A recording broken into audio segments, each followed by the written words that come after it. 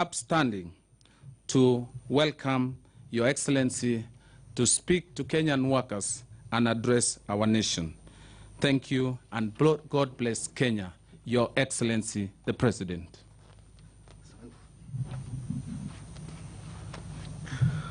Thank you, Waziri. Please be seated. Thank you very much. Madam Jacqueline Mugo of the Federation of Kenyan Employers, Brother Francis Atwoli, Secretary General of KOTU, and to all fellow Kenyans participating with us today, let me say what a great pleasure it is to join all workers of Kenya and indeed the rest of the world to commemorate this International Labour Day. On this day, we come together to celebrate our workers as creators and makers of things and to recognize the best efforts of their labor, from factory to factory, from field to field, from office to office. The labor of their hands has without doubt transformed our country from year to year and without doubt from generation to generation. It is a fact that without labor, there can be no prosperity. As one philosopher noted, labor is what brings the difference to everything. Evidently, and without a doubt, labor is the game changer of all progress. And that is why today we celebrate the fruits of our labor with thanksgiving in our hearts, and indeed, as instructed by our national anthem. Fellow Kenyans, when I addressed you on this occasion last year, and my friend Brother Atwoli will remember, the first wave of the COVID-19 had just hit our country. Little did we know at that time that 1 year later, we would be celebrating Labor Day under the third wave of this virus. 14 months later, after our first COVID case was reported, our economy has slowed down. Without doubt, our informal sector has shrunk. And in the hospitality sector, some enterprises have literally closed. Similarly, the cogs in the manufacturing sector have stopped turning as fast as they did. And indeed, it is not lost on me that the people most affected by these unfortunate events are the workers of our country. But in these unprecedented times, and unprecedented not only in Kenya, but globally as well, Kenyans have a way of intuitively pulling together and coming up with innovations and building resilience.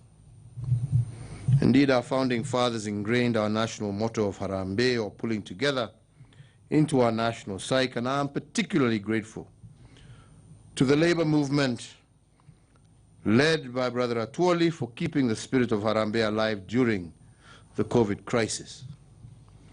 The labor movement in Kenya has not only pulled together the workers during the dark moments of this pandemic, it has also been a robust co-worker with government in trying to contain the crisis.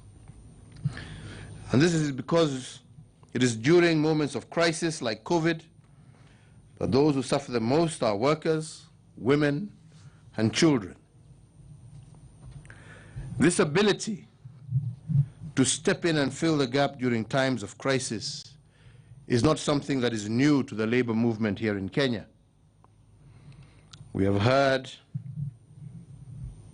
that when the colonizers banned all political parties in the mid-1950s, creating a crisis of political expression, the labor movement in Kenya stepped in and continued with the struggle for our independence.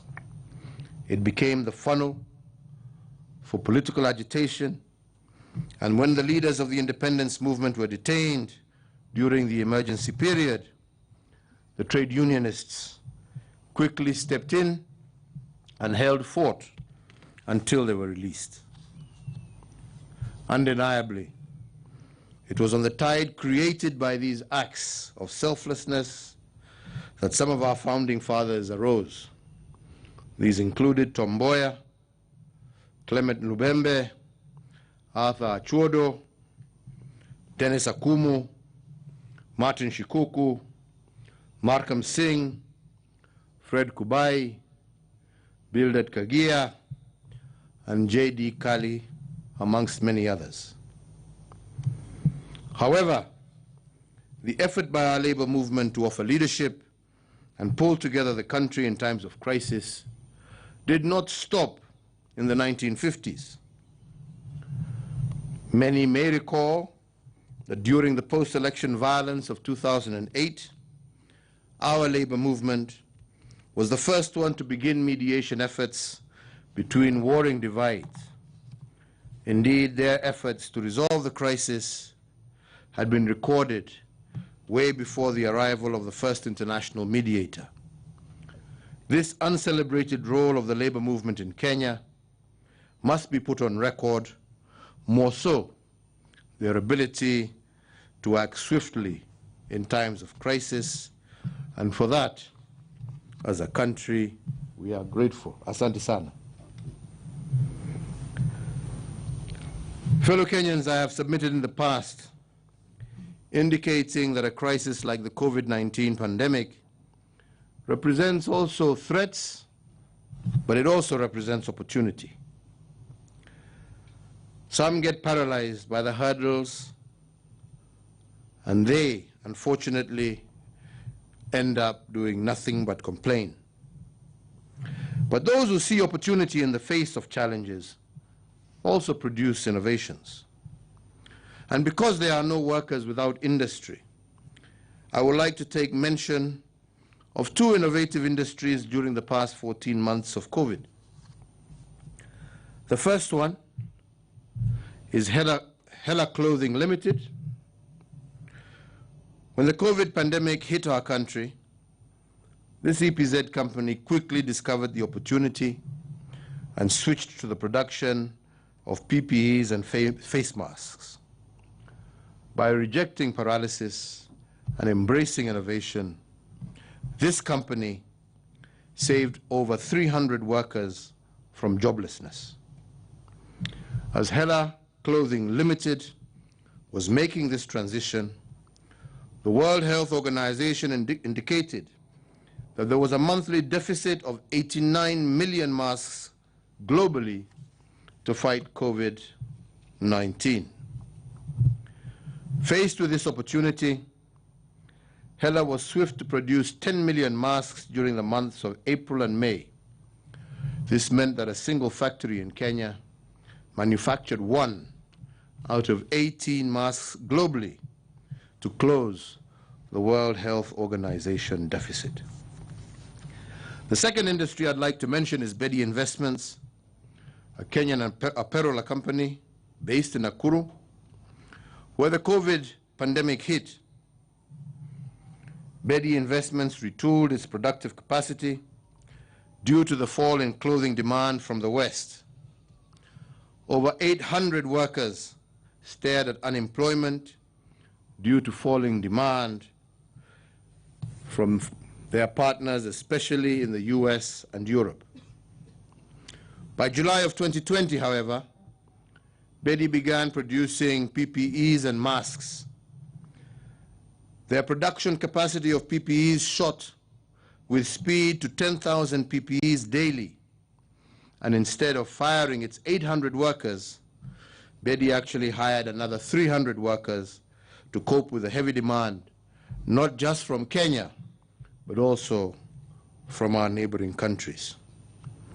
Today, Bedi Investments is responsible for manufacturing 80% of all PPEs available in Kenya and over 70% of the PPEs that are being supplied to our surrounding countries. The success of these two companies, under mention, was made possible because they were not paralyzed by the COVID crisis, but instead seized the opportunity and created innovations. But above all, their innovations preserved the much-needed jobs and even created new ones.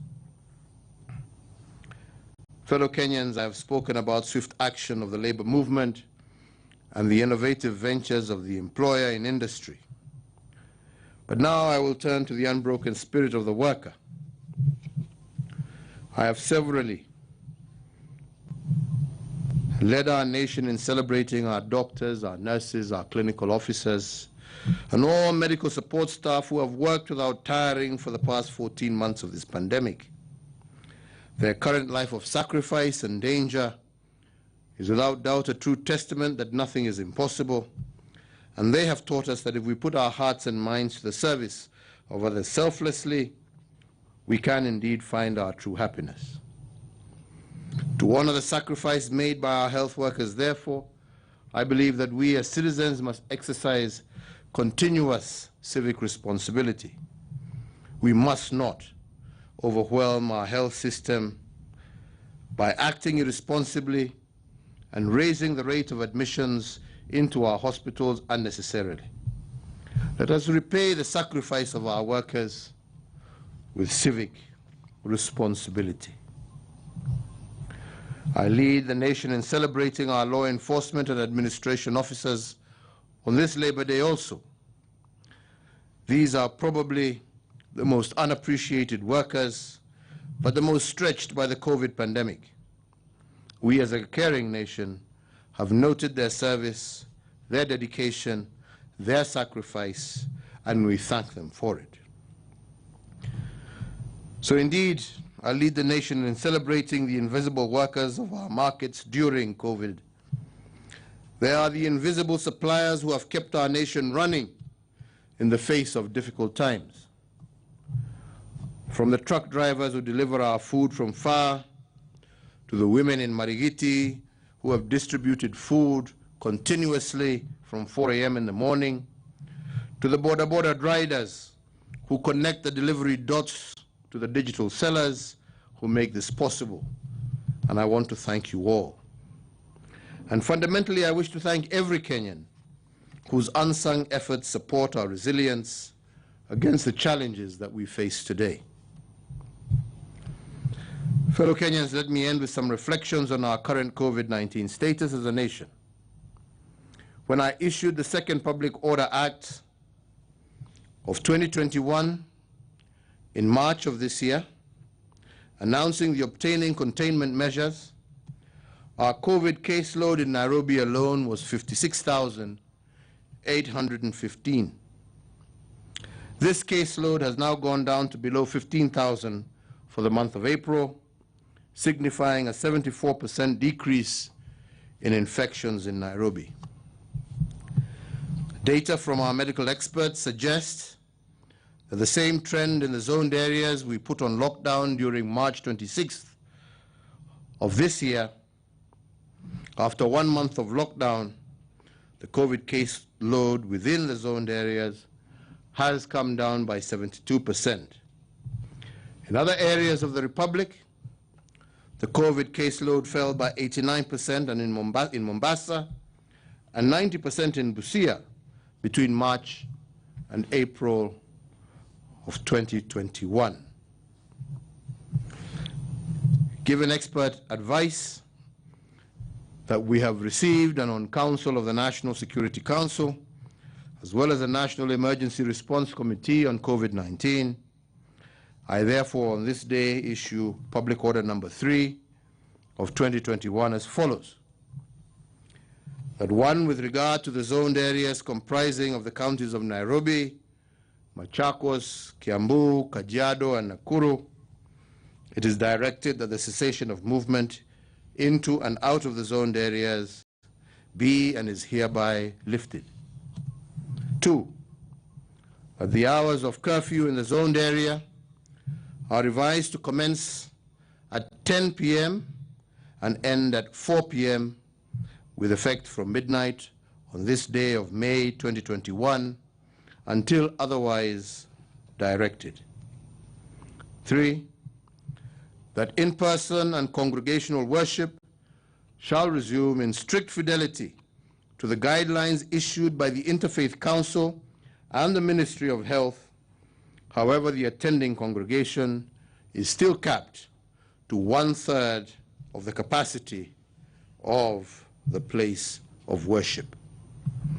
And that 4, the operations of restaurants and eateries in the zoned areas shall resume in accordance with the guidelines issued jointly by the Ministry of Health and the Ministry of Tourism and Wildlife, and restaurants are indeed encouraged to utilize outdoor spaces to maximize on physical and social distancing.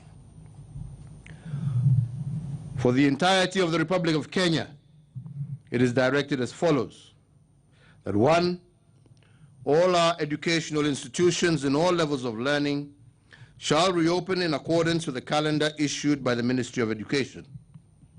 And 2, that the resumption of sporting activities shall be guided by the regulations to be issued by the Ministry of Health jointly with the Ministry of Sports.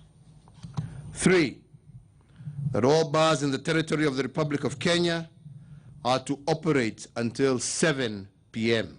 And I repeat, 7 p.m.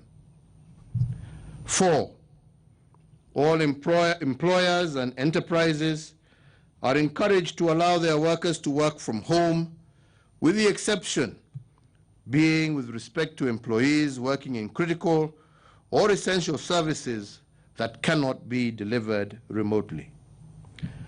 And 5, that all hospitals are directed to limit the number of visitors for hospitalized patients to 1 visitor per day, to 1 visitor per patient per day. And 6, that the prohibition against political gatherings is extended until otherwise directed. And 7, that all other containment measures and guidelines that are not expressly set out in this address remain in force and shall be enforced dutifully. Fellow Kenyans, these measures that we institute today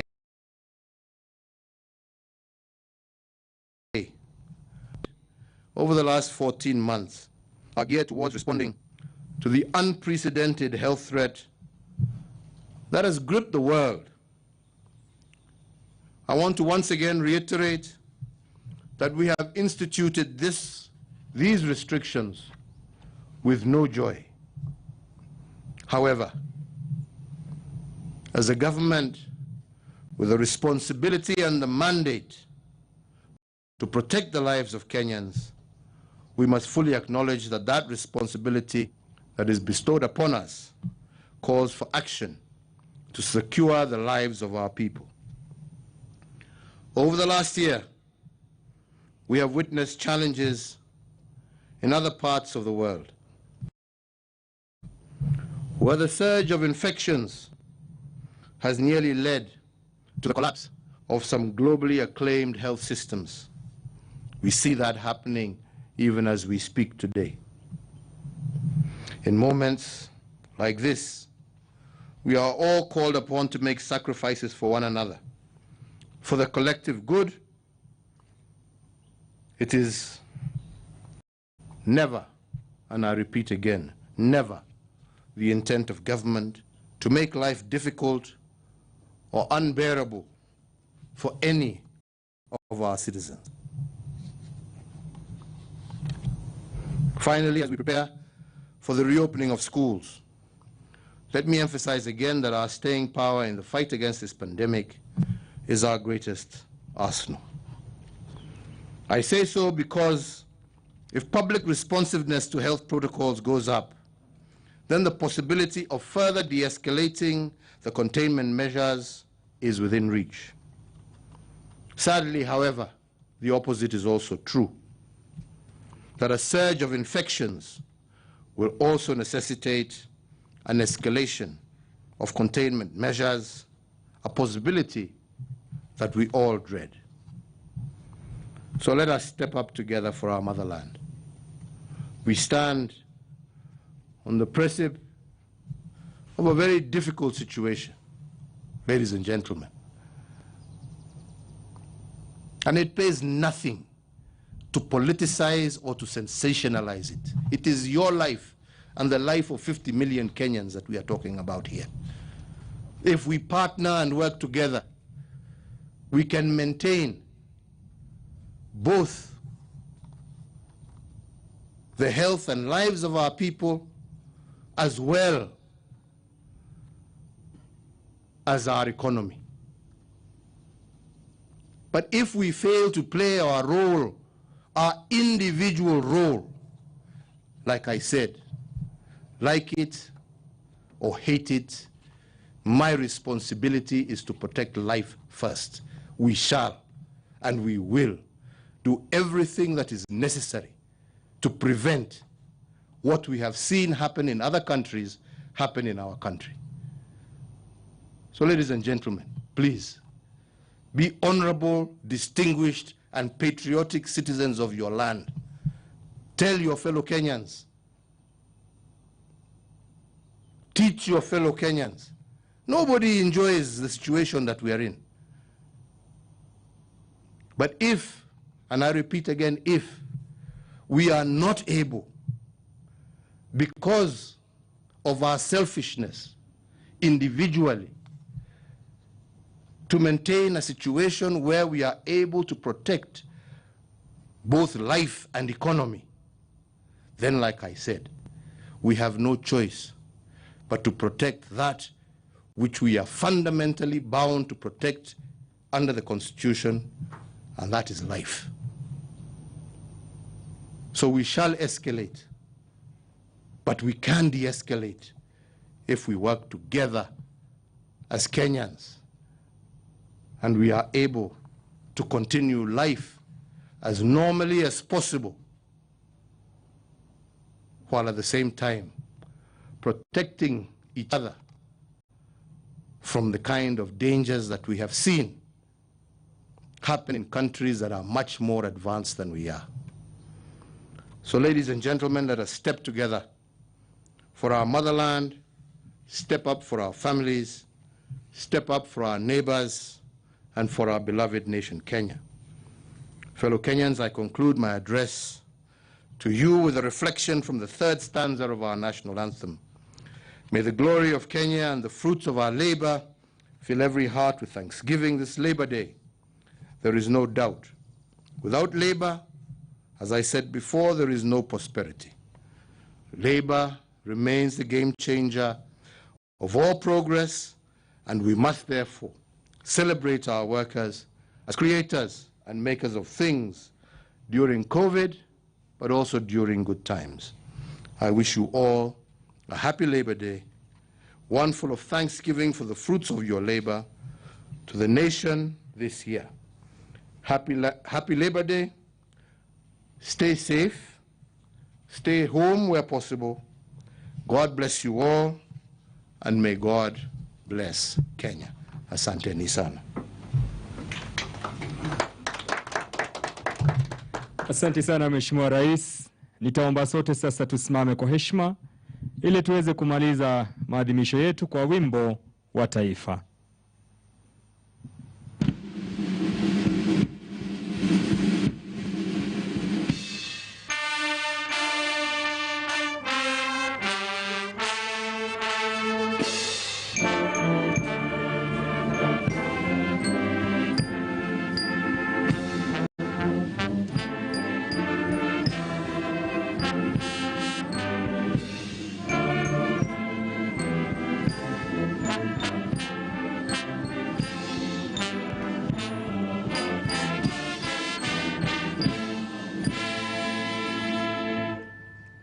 Tutamalizia sherehe yetu kwa wimbo Tushangilie Kenya.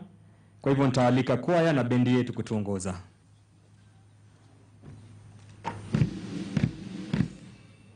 Ni wimbo ambao ni sifa za nchi yetu. Tushangilie Kenya, taifa letu tukufu. Asanteni.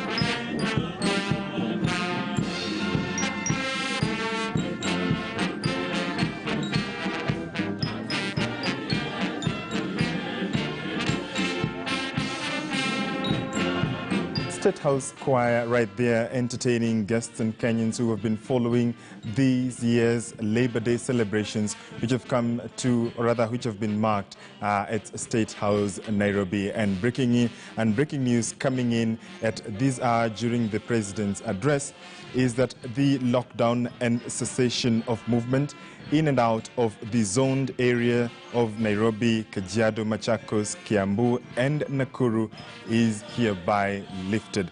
This has been announced by President Uhuru Kenyatta during his speech of the Labor Day celebrations at State House a few minutes ago. However, the political gatherings are still prohibited, and hotels and restaurants will operate and bars to close by 7 p.m. Also, the curfew in the 5 counties zoned as one region is back to 10 p.m. to 4 a.m. This is news, coming in from that speech by President Uhuru Kenyatta during his address to the nation on this year's Labor Day. And of course, we heard earlier that he commended two companies in Kenya, Hela Clothing Limited and Getty Investments, for their role in ensuring that for their resilience in this time by, of course, manufacturing the PPEs, inclusive of face masks and others, and other areas, and other utilities in the country. This is news coming in from the President Uhuru Kenyatta, where he has removed the cessation of movement into and out of the 5 zoned counties, that is Nairobi, Nakuru, Kajiado, Kiambu and Machakos, and the curfew has been revised from the current 8 p.m. to 4 a.m. and has been moved to 10 p.m. to 4 a.m. President Uhuru Kenyatta has also said that bars countrywide can resume operations up to 7 p.m. and take away only. The directive for restaurants lifted after COVID cases have reduced. In-person worship, on the other hand, is to resume in the 5 counties, and President Uhuru Kenyatta has ordered the capacity to be limited to 1/3. This is news coming in from President Uhuru Kenyatta's speech, Public Order Number 3. That has been the live coverage of this year's Labor Day celebrations. My name is George Maringa. I will be back in a few minutes with Weekend at 1. Do stay with us.